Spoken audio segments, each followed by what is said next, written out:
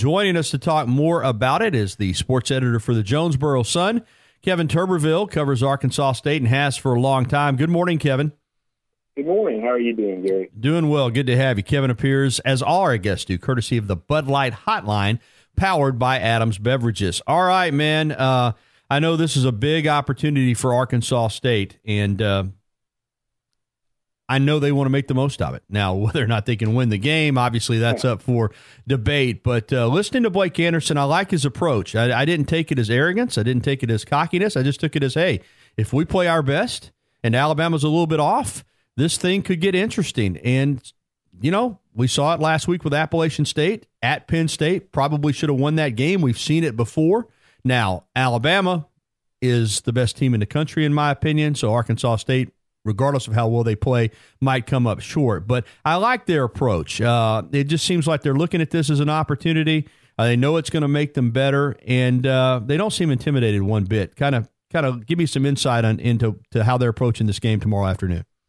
Oh, I think you summed it up perfectly. I think their approach is trying to control what they can control, playing to the best of their ability. They've been pretty open about it all week. They know they're playing the best team in the country. And they want to control what they can control, play the best of their ability, and just see how it turns out. I don't think they have any illusions about it. They know what it is. And one of Blake Anderson's comments the other day, he mentioned that for all his players want to go to the next level. And scouts, when they come to look at players, they're going to look at this tape first because this is what players look like at the next level. So there's an individual motivation as well as a team motivation trying to put your best foot forward. That's right. No doubt about it. I know Southeast Missouri State, SEMO, as I like to refer to them, not quite the opposition that Arkansas State will face tomorrow, but still, those numbers get your attention. When you go for 676 total yards, Justice Hansen throws 6 touchdown passes to 6 different receivers.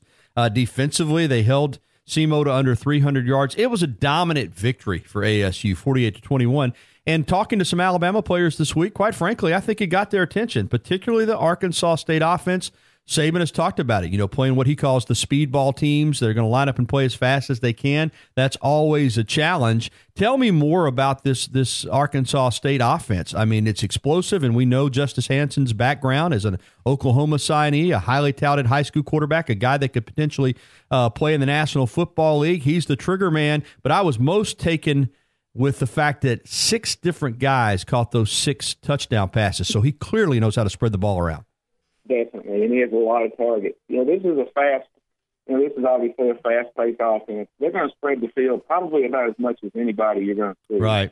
I had an interesting conversation with Arkansas State's defensive coordinator before the season, just in asking him what he faces in practice. They go against their own offense all spring and in fall camp.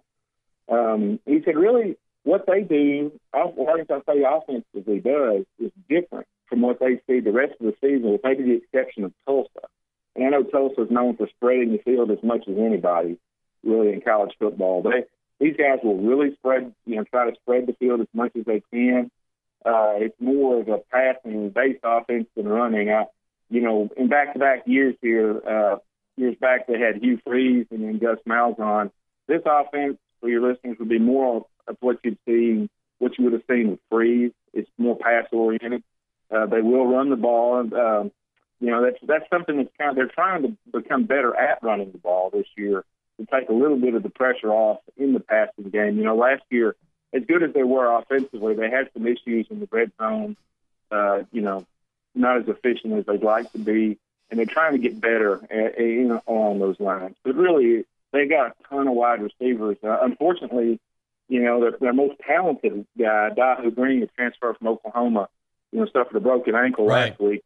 Tough deal. I mean, the kid's worked for a year to get on the field. Second catch of the year, he gets his leg rolled up underneath him. Season's over. It just speaks to the fragility of the game, I guess. But they've got a lot of wide receivers. Justin McKinnon is a 6'6" senior, runs really good routes. He's one guy that comes to mind. Kendrick Edwards, a guy who transferred from Arkansas, 6'5". Another big target on the perimeter. Plus, they have some speed, in the slot too. So a lot of weapons for Justice Hansen. And he's a guy who will spread the ball around, does a really nice job, and he's better running the ball than what you might think just looking at him. He's fairly effective at that. But I know they want to be careful in that regard. And I don't think anybody has as much depth as they'd like to. So. Kevin Turbeville, sports editor at the Jonesboro Sun, with us here on the Bud Light Hotline talking Arkansas State. You know about this Alabama defense. Everybody does. I mean, it's consistently been, a top 5 defense, if not the best defense in the country since Saban's been here. And they're fast. They're physical. Even with all the players they lost to the NFL, the secondary last week, like it had missed a beat. But tell me, from an Arkansas State perspective, you know this offense well. How much do you think they can challenge this Alabama defense? Do you think it is a offense with Justin Hansen that can make Alabama sweat a little bit defensively tomorrow afternoon? Well, I know the Tide is new in the secondary, but to me, when I look at this, what I want to see and what I'm wondering about is just how well Arkansas State can protect up front. This is a team that's got 3 new starters on the offensive line. They're bigger than they were last year. They're not, the guards are basically new. They got a new right tackle, and we know how good Alabama's defensive front is. I mean, they just make just year after year they roll these guys out there, and who are great players. And that's can they protect? Can they run the ball effectively enough to take some of the pressure off the passing game? I think that's where that's a matchup I'm really curious to see how that unfolds. Yeah, and as I said, I got a lot of respect for this Arkansas State offense and Justice Hansen, and I think they are going to test Alabama tomorrow. The flip side of that is defensively, Arkansas State's got to line up against Alabama's offense, and True. that's where I have doubt about their ability to hold up. I know they're athletic, I know they're fast, but they're going to be outsized. We know what Tua Tagovailoa did last week in his first game as a starter. Alabama goes 5 deep at running back. They've got weapons at wide receiver. They got a big physical offensive line. They've got tight ends that can block and catch. What are the defensive coaches saying in regards to a game plan to try to hold up against this Alabama offense that can attack you in so many different ways and get physical with you as well? Yeah, well, the Arkansas State question marks are kind of at linebacker and cornerback. They're really inexperienced pretty much at linebacker. The cornerbacks are pretty well new as well. Those are, their defensive line, actually, they lost some guys from last year, but they're still pretty good. They're pretty deep on the defensive line. Now how that translates into facing Alabama is another issue. But, they do have some questions on that side of the ball. I think they feel like they have talent, but this is just this is about as difficult a test as you can have. All right, Kevin. Well, I want to give our listeners a little perspective on Arkansas State. And there's some strong ties to Alabama going back to Coach Bryant, Larry Lacewell. Of course, Ray Perkins coached there for a year. John Bobo took over for him. But for this program, am I right here? 5 of the last 7 Sun Belt championships have been won or shared by ASU. Is that correct? That is correct. The exception is 2014. That was Blake Anderson's first year. He was the 5th coach in 5 years. And then last season, they could have won it just as easily as not last season, and it kind of got away from them at the end. They gave up. They had some issues at the end of the season as far as non-offensive touchdowns. I think Troy had a kick return and a interception return for a touchdown, and that game cost them a share of the title at the end of the season. And Troy was really good, as you know. Right. So this is a program that's used to winning, and we're going to get into the rotating the coaching carousel here in a moment, how it has not slowed them down. But tomorrow, not in addition to being a big payday, let's be honest, this is going to be a good money game for Arkansas State.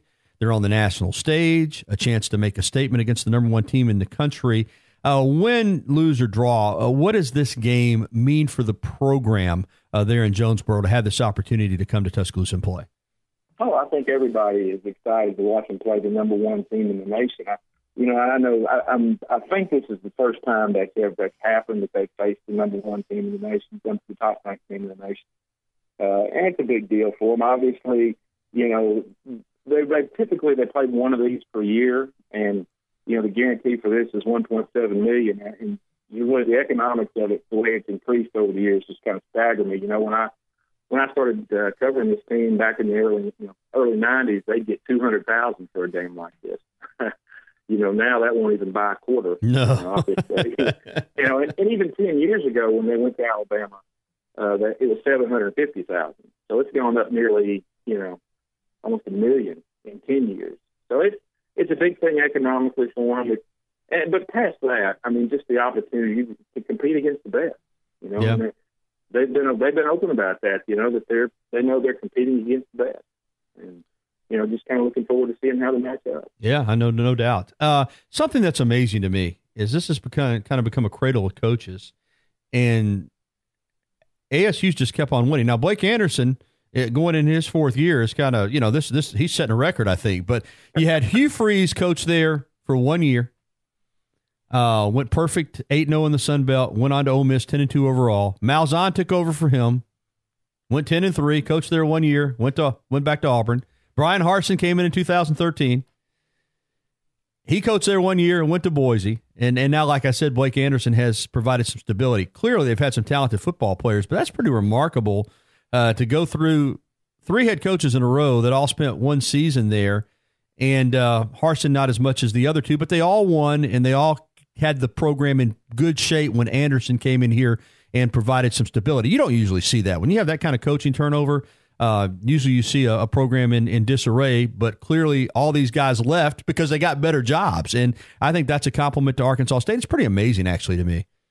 It really is. And to go back a little further, when before Hugh Freeze took over the program, I don't think anybody here really realized how ready they were to maybe make that next step in terms of winning at their level. They'd had and Steve Roberts was the coach the last time the Red Wolves played the Tide. He was here from That's right. 2002 to 2010 and really built a strong foundation. And, it's kind of strange the way it worked out. After the 2009 season, he had to make staff changes.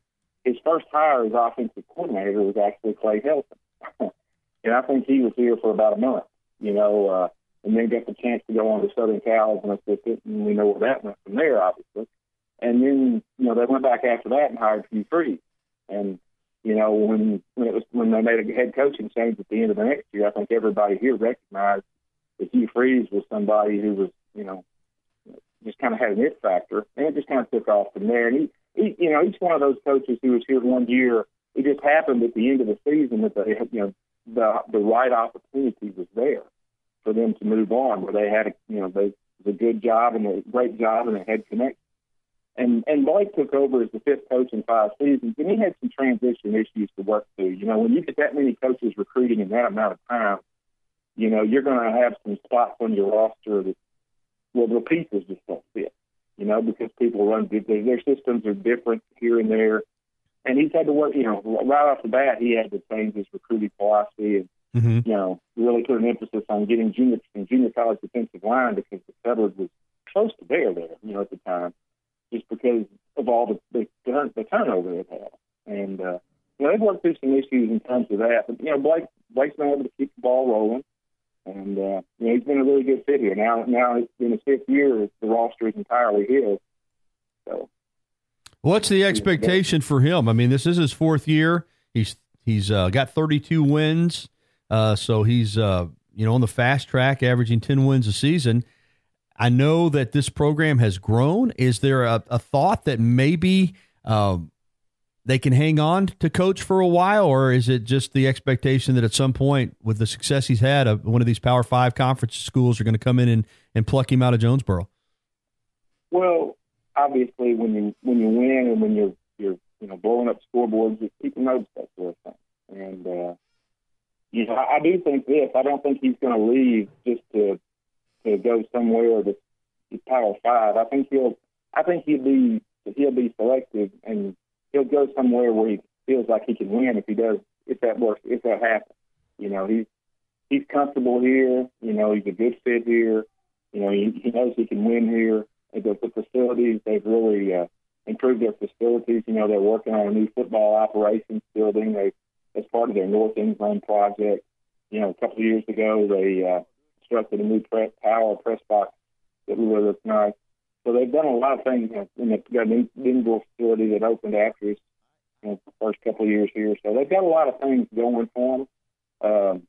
They've got a regional conference that they know they can win in. But if the right opportunity comes along, I'm sure he's gonna take a long look at it. You've been at the Jonesboro Sun since 1983, so you've seen a lot of Arkansas State football, including 1992, when one Ray Perkins, after having been the head coach of the New York Giants, the Alabama Crimson Tide, and the Tampa Bay Buccaneers, decided to take the job in Jonesboro. And I know there was a ton of excitement, a peculiar fit, and he only lasted 1 year. And I think they, correct me if I'm wrong, but were they like 2-8, 2-9, something like that? Kevin, it was not a good year, but what was that like, that 1 year covering Ray Perkins? Because I know he's a different kind of cat, and I can only imagine that he came in there to Jonesboro with visions of grandeur and kind of left in embarrassing fashion. What was that 1 year like? Some of your listeners might remember his athletic director with Charlie Thornton. That's right. So he came here, and obviously that connection was part of that. I don't know that he really knew what was going on here at the time.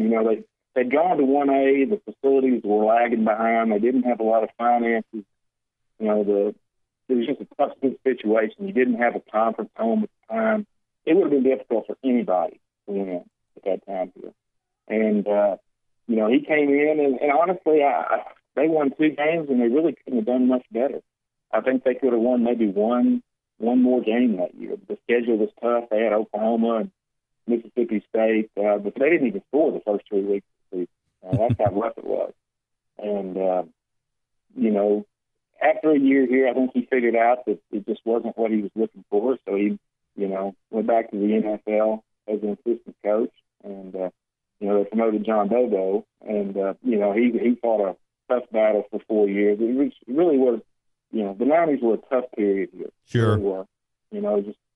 At the end of the decade, the Sun Belt, started, forming a football conference that gave them a regional conference to play in, and they started to improve in terms of facilities. But it was really a slow climb to get back to the level where they wanted to be. One good thing about Ray Perkins being there for 1 year, it's always a good trivia question. Last thing with you, Kevin. I'm curious in the state how it works for Arkansas State there. In Alabama, you've got Alabama and Auburn. Mississippi, you've got Ole Miss and Mississippi State. Florida, you got numerous Division I programs. Georgia, South Carolina, you got South Carolina and Clemson. LSU is kind of the dominant team in their state, and they have some smaller D1 programs. And in Arkansas, you got the University of Arkansas. And they kind of overwhelm everything else. They don't have that Power 5 competitor in the state. How is it for Arkansas State trying to? I know Centennial Bank Stadium is a very nice stadium, as you said. Facilities have come a long way, but what's it like there trying to carve out your niche? Build your fan base when everything is kind of dominated by the Hogs, and what kind of job has Arkansas State done with getting media attention? Getting donors, building their fan base. How have they done competing in a state where you've got one Power 5 program and that's it? Yeah, well, that's a good question. And, it's one of those things, it's always been sort of a regional, more of a regional institution, that they've tried to extend their reach statewide. For a few years, they played games. Every now and then they'll play a game in Little Rock. They haven't done it now since 2006, but I don't expect them to in the future with what they do with facilities here. But, little by little, they're trying to, expand they're trying to expand their base. The fan support has really increased. They have an athletic director who's a former ASU football player. He gets it and has done a really good job. But it's not easy. You don't have the resources that they do in Fayetteville. And obviously the two schools have never played football, and Arkansas has a policy against. Really, it had a policy against any in-state competition. I don't know if you might have flown under the radar last week, but now Arkansas is going to play at sister schools in baseball, next year, which is a radical change, really. But now, I think they're going to open that up to, playing other sports against Arkansas Little Rock and Arkansas Pine Bluff, which does have an FCS football program. So they've come to the point now where they're gradually, expanding their niche. It's not easy, but then again, nothing is in college sports. That's right, man. It's a grind. It's big business. Well, this will help tomorrow, no doubt, for Arkansas State getting to play here in Tuscaloosa on ESPN2 against the number 1 ranked Alabama Crimson Tide. Great conversation, Kevin. I really enjoyed it, and appreciate your time. Hey, thanks for having me, Gary. Have a good day.